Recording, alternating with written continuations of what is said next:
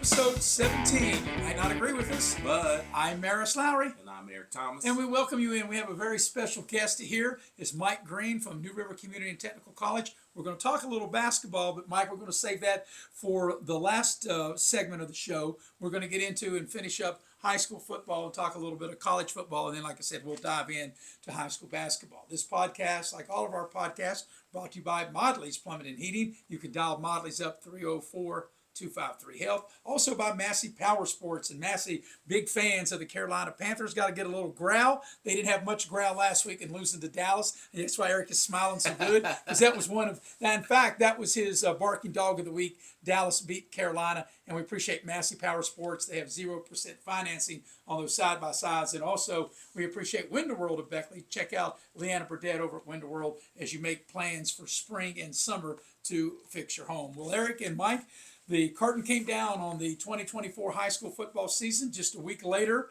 but nevertheless, they got the playoffs going, and they played the 4 playoff championship games in the capital city over the weekend.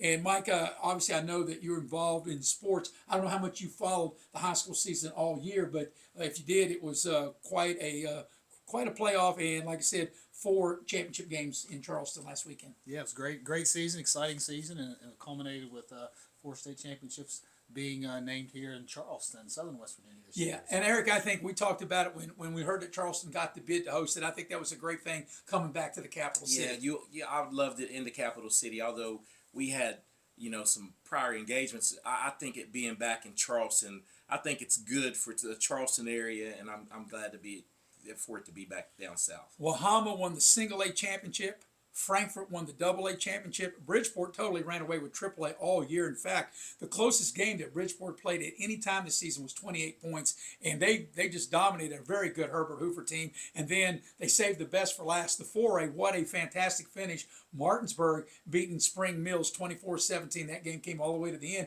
because Mike and Eric, that game was tied 17-all in the fourth quarter. Yeah, and the thing is with that, it lived up to the in-season matchup. Those teams were pretty much evenly matched. They knew each other well. You could tell that those guys, the Spring Mills team, really, really wanted it. But Martinsburg, in true championship fashion, man, they made plays. Their quarterback made plays late. The incredible touchdown throw and catch was amazing, and it was a good end to the football season. And think about that. The schools are only 8 miles apart, but they had to drive 4.5 hours to play that championship game. I mean, that's just the way it is. But another thing that worked out, Mike and Eric, the weather really worked out in the capital city over the weekend for the 4 state championship games. Yeah, great weather. I was actually in Charleston, didn't attend the games. I was down for another function. But, weather was great. Crowds looked great. I was by the stadium a couple times during the day, but it was a great weekend. All right, now that we put the high school football season to bed, we're going to talk about college football, and we're going to talk about both Marshall and West Virginia as each team had coaching changes. And Eric, I'll start with you. Of course, I have to go back and eat some crow. The last podcast or 2 podcasts ago, I said there was 0 chance that Rich Rodriguez would be the coach. I was half right because I said about the coach from Texas A&M, Jimbo Fisher. Yes, I said 0 chance he would be the coach. So I was right on that, but totally wrong on Rich Rodriguez. So Mike, you're going to love this. One of our viewers actually texted me and said, I can't wait to the next pod because I want Maris to eat that crow because he said 0, and he said he looked at the camera. I did. I went to the camera and I said, Mike, I went like this 0% chance that Rich Rodriguez, but I was really surprised at that because at one point, Eric, you and I both had heard that maybe the coach from UNLV who ended up going to Purdue might be the West Virginia coach. Out the gate, he was the one, but, they did an extensive search. They said 15 people, which I think they did it the right way. You just didn't want to jump on the first person. And, of course, the guy from UNLV said, look, if you're not going to give it to me, I'm going elsewhere, and he jumped on Purdue. But I kind of like having Rich Rod back, man. All is forgotten. I mean, I think a lot of it was a lot of stuff that went on with him was BS. He couldn't speak up on, and I think it's a good change. And you could tell by the press conference was really like a pep rally. It seemed like, I mean, it was amazing. It was amazing to see. Did you get to catch any of it on Pat McAfee's show? Yep, I watched the whole thing, the whole 2 hours where they cut him off there. It was exciting, and you talk about Pat McAfee, and I think.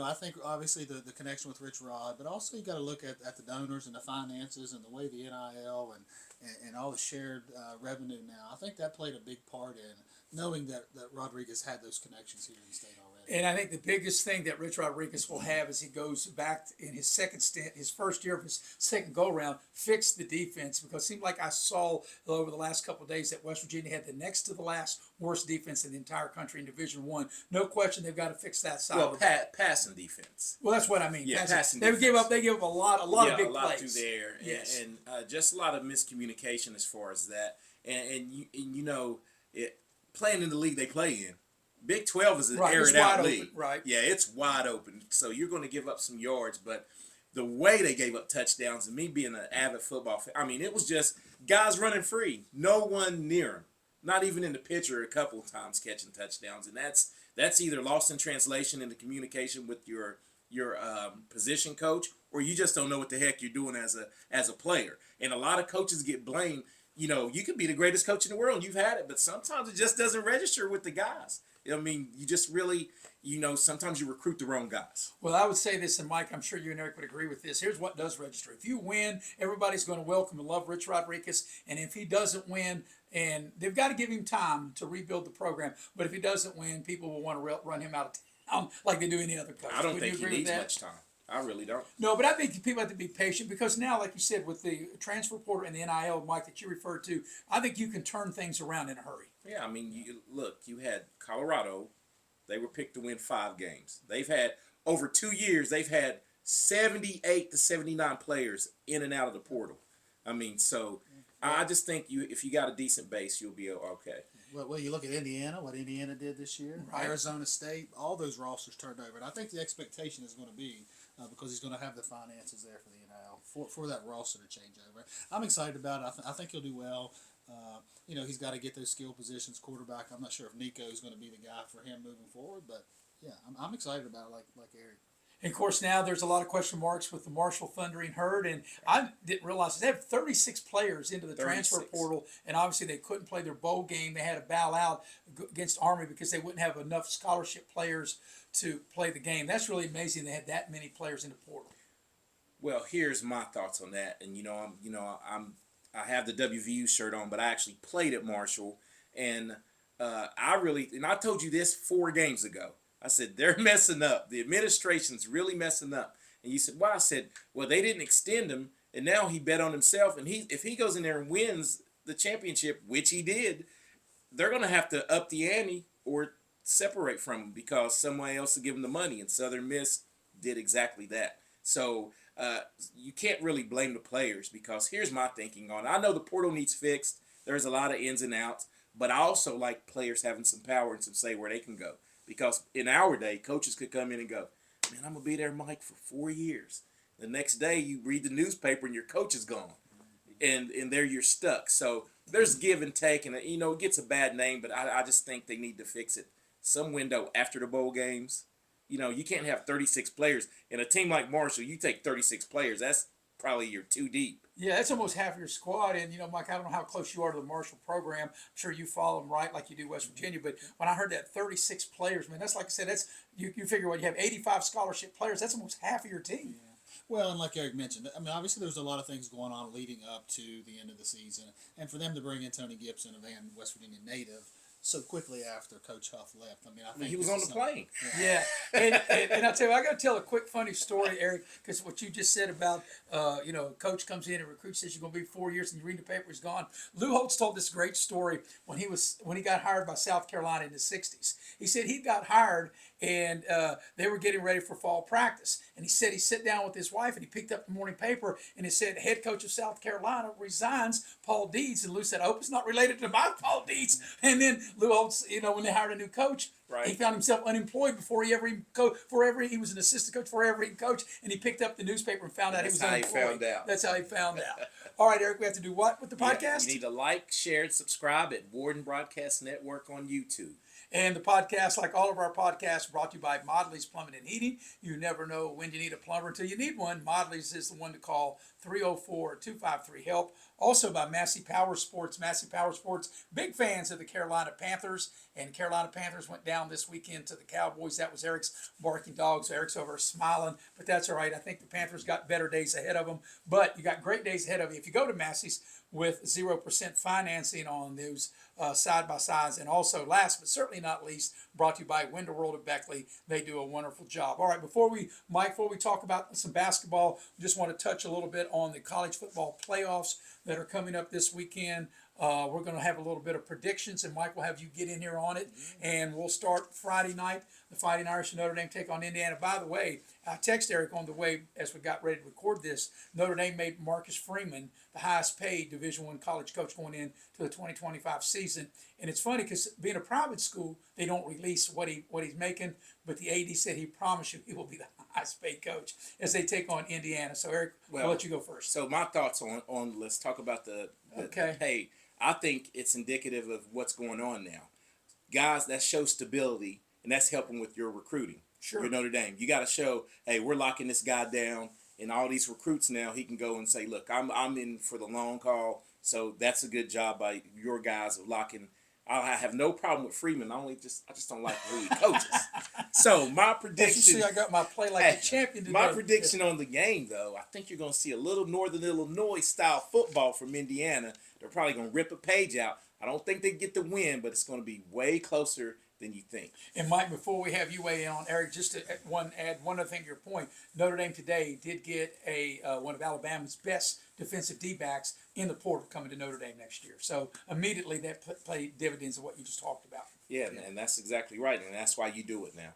All right, Mike, who you like, Notre Dame? Well, and I think the new DB from Alabama may help him next year, but I think this year I'm on Kirk Signetti train right now. I'll tell you, I'll take him outright. I don't even need 7 points. All right, well, of course, you know I'm with my Irish on that. All right, the 3 games on Saturday. Of course, we'll start in Happy Valley. It'll be SMU and Penn State area.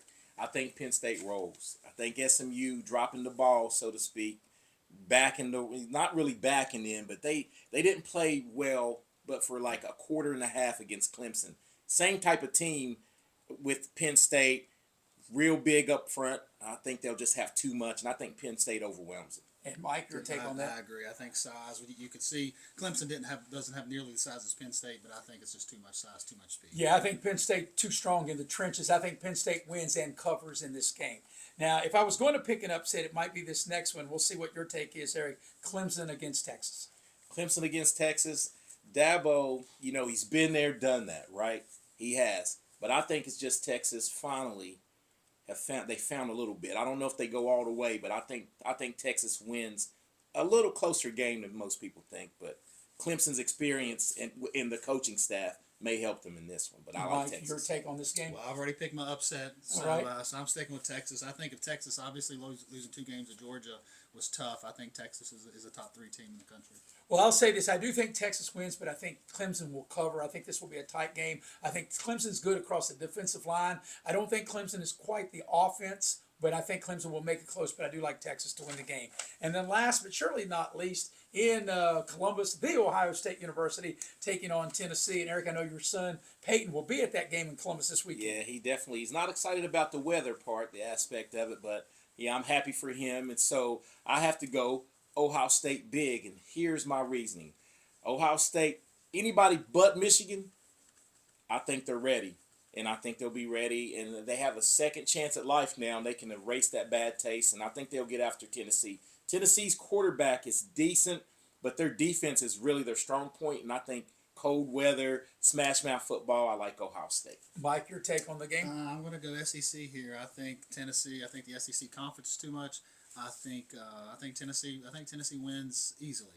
I'll tell you what, so I guess I'll be the tiebreaker, and I like Ohio State too. I think this is a get-right game. I think they bounce back, and I'm with you. I think they wash that terrible taste out of their mouth. I don't know that they crush them, but I think Ohio State wins, and the line on that, I think, is that like 9-10 points on that one? Yeah, well, I didn't really see it. Check it today. I didn't check it, but I'm not sure Ohio State covers, but I think they win.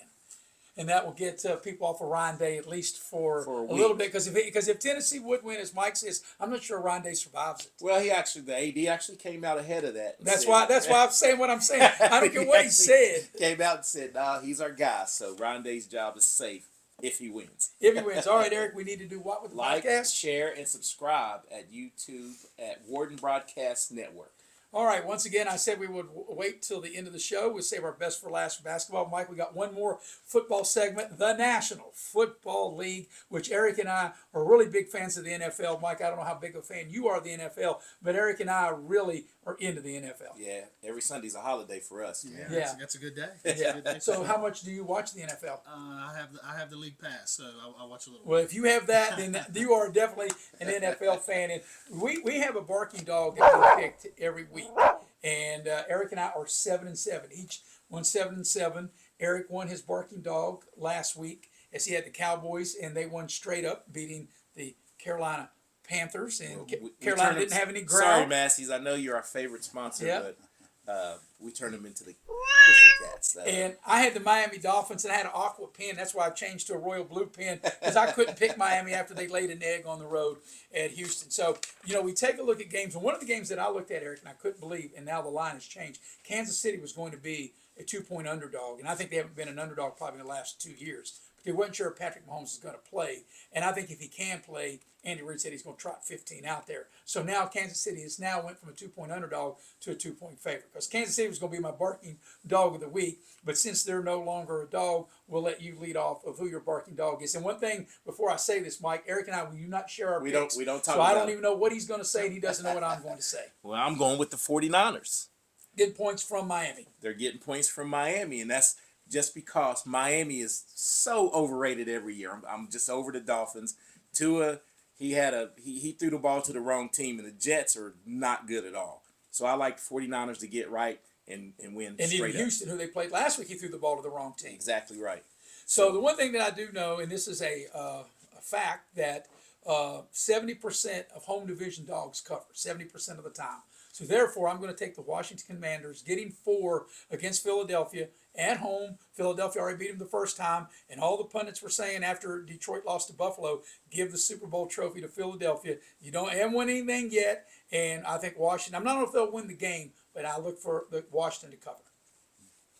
So, Mike, you got any take of maybe a barking dog that you might have? We're recording this early in the week for this weekend. I haven't had a chance to look at it, but I will tell you that last week I took the Steelers as my barking dog, and obviously came up short against the Eagles. Yeah, I liked the Steelers last week too, but I was just surprised that Pittsburgh just did not get off to a good start. And when Najee, when he fumbled right there, maybe going in for a tying touchdown, And then they got a never 15-yard penalty after that Yeah. too. I mean, but here's the two things that I will. Everybody's like just handling like Philly dominated. T.J. Watt got hurt. Right. And Pickens, I'm telling you, he changes the dynamic of the offense.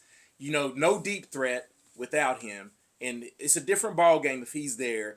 And ball control, they had the Philadelphia, I think, had it 25 minutes Yeah, Pittsburgh did not have in the second half. very They had much, one. yeah. They had 2 possessions the whole second half. And Mike, I was thinking about taking Pittsburgh this weekend as my barking dog. They're getting 6 from Baltimore, but without Pickens, as Eric said, that's what changed me to go to the Commanders for this weekend.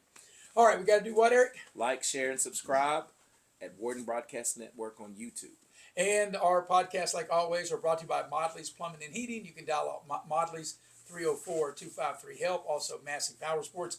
Big fans of the Carolina Panthers. Panthers are at home this weekend taking on Arizona, and they got excellent deals on those side-by-side 0% financing and by Window World of Beckley. So last, but certainly not least, Mike, we have you in, and we've got a great event that's going on in our area, the New River CTC, and I assume Eric and I'll speak for Eric, and Eric can jump in this. We're very proud to be a part of that as the broadcasting team for video productions and do this entire event. So let us know what year is this for the event, and just talk about anything that you want our audience to know about this upcoming event. Yeah, well, first of all, thank you for having me. I appreciate you including me in on the pre-game here before the Sure. Invitational. But this is our 7th annual New River CTC Invitational. This year we have 34 area basketball teams, both high school and college. We're welcoming WVU Tech and Indiana East University here this year. So 6 full days of basketball. We start Monday, January 6th, run all the way through Saturday, January the 11th, with 6 games each day. And likewise, we're proud to have the partnership with Video Productions and to have you and Eric both, along with the rest of your own Right, team. Bill O'Brien will be a part of that as well. Yep. And Nick Eskins and everybody who Right. with Butch and the Video Productions Sure. team. We're proud of that partnership and excited to have you guys back again. So go ahead, Eric. So one thing I like about this tournament, and I think you do it because you're a basketball background. A lot of the teams that we saw in this last year, you see at the state tournament. So a lot of teams are wanting to get in this now because you get to match up with some teams, state tournament caliber teams, and that's what I really love. at starting the second semester, and that's when basketball starts heating up. Yeah, and we've been fortunate. Again, this is our 7th year. Every year after our first year, we've had at least one state championship participate in our team, one state championship winning team. So, I fully expect this year, again, we're going to have teams playing here in January that we're going to see in March competing and probably winning some state championships. And another thing, Mike, I think you can compare a little bit of what you do to the state tournament. In fact, your event runs one day longer, but it feels like a mini state tournament that gets teams prepared if and when they do get to the state tournament. Yeah, and that's not by chance. I mean, we plan that out accordingly as far as how we schedule our games. A lot of times teams don't want to play early in the day, but if they get that 9 a.m. game during the state tournament, it's something that's equivalent. And then also the Armory, the convention center itself, provides an opportunity for those teams to have the open air backdrop in behind the goalpost. Sure. So it's something that you don't really get a lot of opportunities throughout the state. So tell me how the tournament, how it was able to grow, because I know when you first started, you didn't have obviously as many teams as you're going to have this year. Yeah. Well, again, the first thing for us was how can we get New River Community and Technical College message out to parents. So our recruiters, our staff members were doing a good job in the high schools getting with the students, but the message really wasn't transferring into the parents. So growing up around sports, being involved in basketball, coaching, playing my entire life, I knew that we had an opportunity for a captive audience with those high school parents. And so we started as a one-day. It was a New River CTC shootout. We had 5 games, total of 10 teams that played in one day, and it was a huge success. I mean, we had the exposure that we were looking for, the interest that we had, and then each year, the second year we grew to 3 days. We were 5 days for the next 2 years. And the last 2 years we've been 6 days. So we actually had to turn teams away this year. Last year, I don't know if you remember, we had the middle school division. We played in our primetime game on Saturday night. A huge success for us, which that obviously sparked some interest in the middle school teams. But, I think we had 7 high school teams throughout the state who were interested in playing. We just, it just didn't work out this year, but we look forward to welcoming those teams next year. And, Mike, one of the good things that you've been really fortunate for the weather. You've not had you haven't had the tournament wiped out by 3 feet of snow for the whole week of January. We've been very fortunate, and having it, as you mentioned, the 6th through the 11th. Who knows what kind of weather we could get that week? But we've been very fortunate over the previous 6 years. Yeah, we had lost one day. It was partially COVID. It was the COVID year, right? And then one half a day for weather. So yeah, we've been very fortunate to be able to play all the games that schedule. And as I have the schedule here in front of me, and I look here, you've got boys teams, girls teams, and you've really got teams from everywhere. And also, you've incorporated obviously the local teams. You've got all 4 local high schools: Beckley, Woodrow Wilson, Shady, Independence, Liberty. You got all of them. You got Greenbrier East, Greenbrier West, and then you got teams from the Eastern Panhandle. So you got Martinsburg, and then you're bringing in South Charleston. You got Nicholas County with an hour from Beckley. Like I said, got Spring Valley. You got Princeton. I mean, you have really done a fantastic job. You got Wyoming East. The Lady Warriors should be strong again.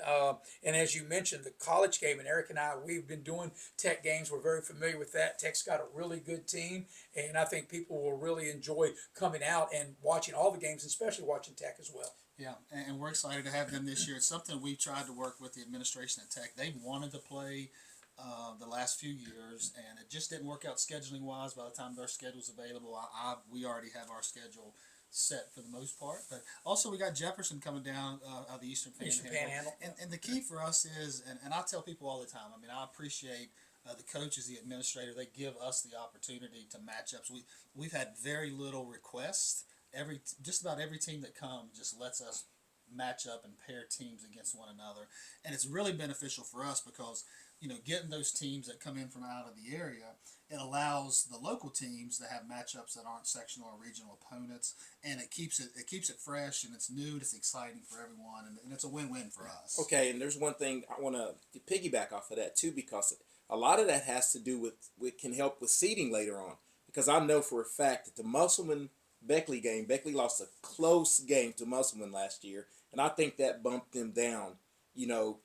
With Jefferson, they got seated behind a couple of teams because of that. Even if they did go on to beat George Washington or whatever, I think that early season loss, which is part of it, where another team can go, hey, we beat Jefferson, and Yeah, so I think a lot of that plays into it, and I like that aspect of it with Jefferson coming. A lot of the teams you named, Spring Valley, was it the women's girls? Girls Spring team, Valley. I mean, yeah. always good.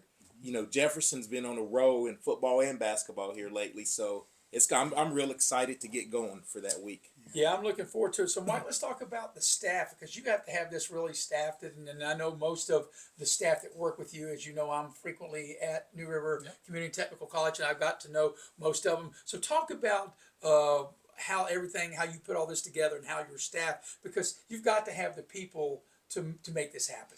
Yeah, well, and I'll just say we have an outstanding institutional advancement team. It's made up of about 20 people. Those folks are part of our admissions, our recruiting, our foundation, our communication team. Could not do it without them. The challenge is this event occurs in the first week of January, but this is also our peak time for registration.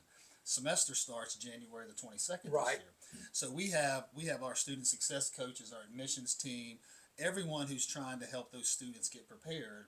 And then we have a completely different team that's working the Armory and the Convention Center. So, we have about 20 people within our team that works this event, and then we'll have anywhere from 8 to 15 volunteers from other areas of the college, whether it's our faculty, whether it's someone else that comes out. So as you can see, I mean, we'll have 8 to 10 people there throughout 3 shifts throughout the day.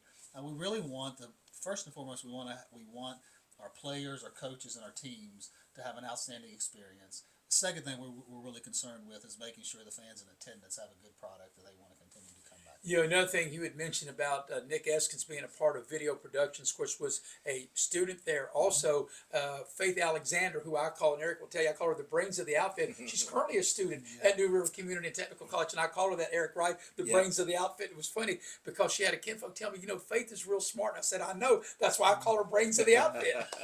Well, and I'll just touch on this. So we have a lot of great students here at New River, and I can tell you, ever since COVID, our enrollment's been on the rise. We've never seen a downtick from enrollment, and I think I'd like to think that the exposure that the Invitational provides to the college is a great recruiting tool for us, and it's an amazing way that we can help spread the message about the wonderful opportunities provided by New River Community and Technical College. And I think there's one thing that you need to get out there too, and people need to know what a nice facility it is out on Bird Drive. In my day job, UPS driver, so I interact with a lot. I go there a lot, and I actually saw it built from ground up. I mean, it's extraordinary, and if kids really, if you have a gap year or something like that you want to do, I think you should really check out New River. Yeah, well, I appreciate it. And Eric, I'll just tell you that in addition to our facility, July 1, we acquired the Irma Bird Center. Yep, I did know that. So the Irma Bird Center out at Airport Road here in Beckley off Raleigh County, it's now part of the New River Community Technical College footprint. And we're excited about that and those opportunities it provides as well. And Mike, right, you have locations in Lewisburg, Princeton, and where else do you have? Our main campuses are in Summersville, Princeton, Lewisburg, and here in Beckley. Yeah, and of course, we've got to talk about the sponsors of the event, and of course, they're one of the obviously the forcing drive behind it, and without them, as we all know, it's hard to do anything, and I'm sure you obviously appreciate everything the sponsors do to help put on this great event. Yeah, and again, I thank you for mentioning that, Maris, and I can tell you again, our 7th year, this year we've raised more money than we have ever in our existence of the Invitational. Cannot say enough without thanking Greg Darby, Corey Beasley, and the Little General. This is their 3rd year as our presenting sponsor. They've been involved for about 5 years, the last 3 as a presenting sponsor. And then this year, the Southern West Virginia Chevy dealers. There's 5 local Chevy dealers that are part of the Southern West Virginia Chevy dealers. Chase Stevens reached out to us. And so we're welcoming them. This is their 1st year they're involved, but they've come in at that top level. And then we have 8 diamond sponsors, and then also, which are $2,500 level. And then we have 4 platinum sponsors. Again, we couldn't do it without them. And one thing I always like to say is this event, 100% of this proceeds goes towards the New River Community Technical College Foundation. It's directed to our student scholarships. In addition to, we provide a $1,000 gift to project graduation for the high schools that participate. In addition to scholarships, each participating school gets a $1,000 scholarship. That's great. I'm sure there's still room for anyone else who's out there watching this. If they want to be a sponsor, what do they need to do? Yeah, well, I mean, you can reach out to anyone here in the foundation office. You can at our website's nrctcf.org, or come out to the event January 6th to 11th. You'll see a plethora of employees from New River there wearing their New River gear. Just reach out to us, and we would love to have you. Again, it's how we do what we do, and we couldn't do it without you. Well, obviously, the one thing we want you to attend the event, but if you have a real job and you work in the daytime and you want to keep up with the event, you can watch it and stream it on Video Productions. But another good thing, Mike, even when people come out and watch it, buy the ticket, and are there, when they watch their son or daughter, whatever the case may be, they can go back and watch the replay on Video Productions that we've done. So, it's this a great tool. It's a great event, and it really means a lot to Southern West Virginia and here in Beckley and Raleigh County particularly. Yeah, again, we're excited. I mean, it's a wonderful opportunity for us. And just to mention on a video production, the work that you all do with Butch Mounts and his team, I can tell you from personal experience when I coached recently here in high school. We would go back a year later Right. and look at game film and so forth. So not only as a parent, but also coaches. It's a wonderful opportunity. We're proud to have video production as a part of it. Well, this will be the fourth year for Eric and I. And in fact, I think the first year that Eric and I worked together, Eric, you weren't available for the last night. I remember, Mike, you worked the final 3 games with me, of the event. So it's a great event. Another thing I love the things you guys do is you have, you got your president out there and everybody out there, and you're flinging you got the mascot, and you're flinging the basketballs and T-shirts and stuff up into the crowd. I think that is great to get that kind of involvement with the interact with the fans. Yeah, it's all about experience. We want people to have a good experience. We want them to continue to come back. And again, each year this event has grown, and I'm excited to look and see what the future holds for us. And I will tell you real quick too. Talk about Eric and his video production. I think when I was at Independence 1 year coaching, we brought back the radio. I think Eric came out as a full-time radio color person there, and did the home games and did the away games, a few away games, and a great time. Of course, another thing I want to touch on, Mike, do you have advance tickets that people that are, when they see this podcast and they're like, yeah, man, that sounds like a lot of fun, where can they get the schedule? Where and when can they get tickets? Yeah, schedule's available on our website, nrctcf.org. We have a landing page that has all the schedule that they can see. And then advance tickets, you can get them at the Raleigh County Convention Center. Tickets are $8 this year for adults, $5 for students, and 1 ticket will get you in all day. So like I said, each day we have a minimum of 6 games. You can feel free to come in, watch 1 game, leave, go for lunch, come back for another. But one ticket, 1 price of admission will get you in for each. And I got to ask, because people ask me all the time, and I'm still old school. I use paper tickets. Will it be paper tickets, or will they have to have mobile tickets on their phone, or do they have a choice? It's a paper ticket, and they'll be purchased either in advance or at the gate at the ticket office at the Raleigh County Convention Center. And now, could they come in on Monday and buy tickets for the entire week? They could. Yep. Yeah, they could. You could get advance tickets, and again, there's no weekly pass. It'll be each day, but again, we feel like the $8 per ticket for the day for the full. Very slate reasonable. of Sure, games very is a fair reasonable. price. And again, I cannot reiterate enough. I mean, these funds that are generated both through our sponsorship opportunities go directly back to the students and to help promote and continue to give educational opportunities for the folks in New River. And Eric, we need to do what with the podcast? You need to like, share, and subscribe at Warden Broadcast Network on YouTube. All right, Eric, any last words for Mike Green? No, the only thing I want to do is commend you for the job you're doing, because, as you stated, the more I listen, you get to come out and watch great quality basketball, but you're also helping future students and with scholarships and the like, and continue their education. So keep up the good work. And Mike, any final thoughts or anything maybe we haven't touched on, or anything you want to reiterate of what we've already talked about? Yeah, no, I just want to thank you for having me. I was saying before we started recording here, I just started watching you guys, and you guys do a great job. Appreciate that. And I will say the basketball is a byproduct of what we're doing. We're really trying to provide educational opportunities for the folks of Southern West Virginia, and to expose them to the offerings at New River Community Technical College.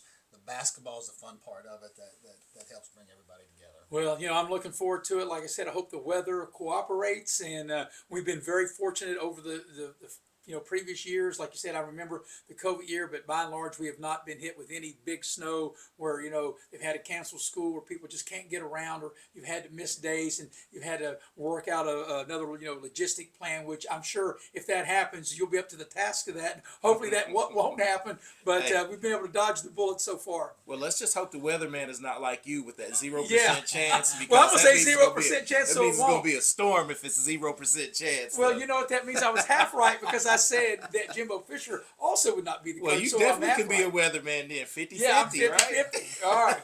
Well, that will wrap it up. So we need to do what? Like, share, and subscribe at Warden Broadcast Network. And also, we've got to thank our sponsors, Modley's Plumbing and Heating. Reach out to Modley's 304-253-HELP. Also, Massey Power Sports, big fans of the Carolina Panthers. Yeah. Right now, they have 0% financing on those side-by-sides, and by Window World of Beckley. So, this podcast, you may not agree with us, but I'm Maris Lowry. And I'm Eric Thomas. And for Mike Green, everybody have a good evening.